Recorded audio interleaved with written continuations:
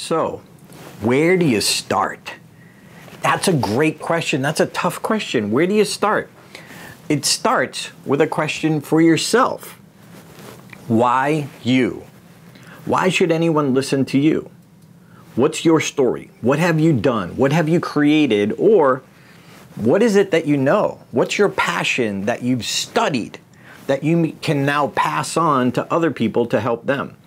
I remember early in my career when I was still trying to figure out my message, there was a woman, a speaker named Bobby Gee, G-E-E, and she asked a question. She said just that. Why should anyone listen to you? And I said, I don't know, lady. That's why I'm here. That's what I'm trying to figure out. But when I reflected on that question, I realized I became a comedian because I was willing to fail.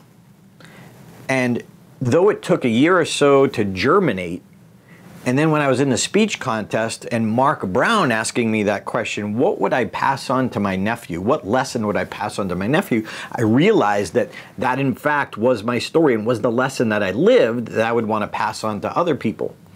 But if you're still figuring that out, just ask yourself, what do you know? What are you passionate about?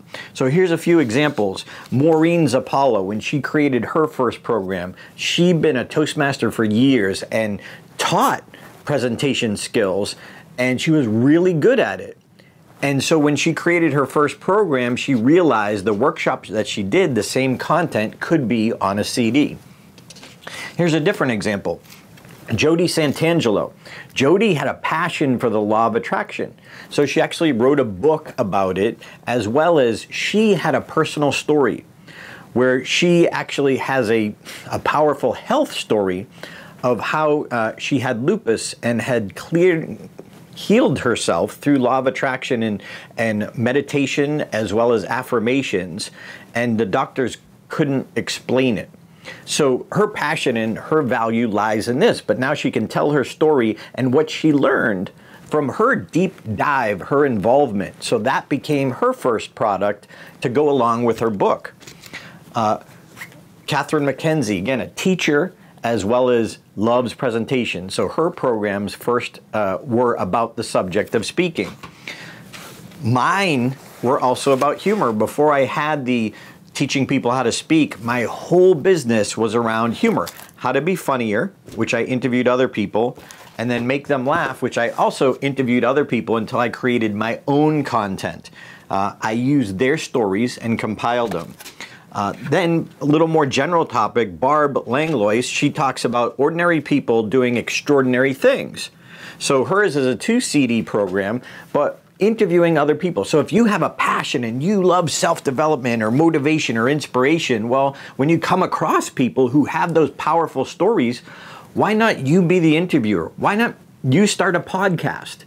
But your podcast could also be a product. But it's also a stream of income and a way to help people. Rena, the principles of potential. She has a powerful personal story as well. So her topic is self-development. So you start where you know and where your passion lies. And if you're still figuring it out, interview other people. See, multiple streams comes from helping people solve their problems. So as I learned from Dr. Jeffrey Lant, it's either solving a problem or giving them an aspiration, something that they dream about or want to be there. So your process, your insight, your stories are where you start. And you probably have more value than you know.